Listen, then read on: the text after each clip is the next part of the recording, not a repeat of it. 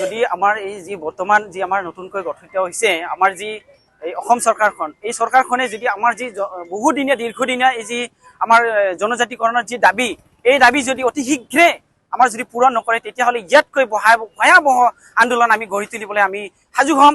আৰু ইতিমধ্যে আপোনালোকে পৰিলক্ষিত হৈছে যে আমাৰ যি কোচ ৰাজবংশীসকল যে আমাৰ যি ধৈৰ্য এই ধৈৰ্যৰ মান কিন্তু আমাৰ ছিঙি গৈছে।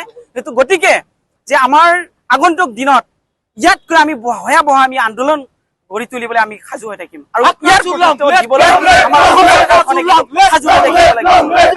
যিটো আন্দোলন এই আন্দোলনটো মূলত হৈছে আমাক এই যিখন চৰকাৰ বৰ্তমান অসমৰ এই চৰকাৰখনে আমাক সদায় প্ৰতাৰিত কৰি আহিছে।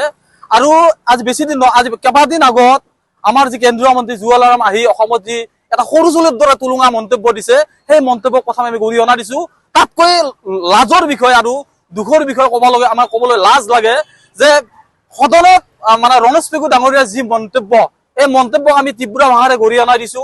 আৰু আমি ক'ব বিচাৰিছো যে আমাৰ সদনত আমাৰ জাতিৰে 10জনকৈ আমাৰ বিধায়ক থকাৰ পিছতো আজিলৈ তেওঁলোকৰ কোনো ধৰণৰ আমি সদনত মানে যি আমাৰ প্ৰাপ্য সেই প্ৰাপ্যৰ হৈ তেওঁলোকে মাত মতা এতিয়ালৈ দেখা নাই।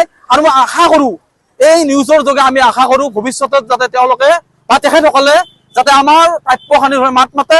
কাৰণ তেখেতসকলেও আমাৰ এই সংগ্ৰামৰ অংশীদাৰী হৈ আজি কিন্তু বিধেয় গৈছে।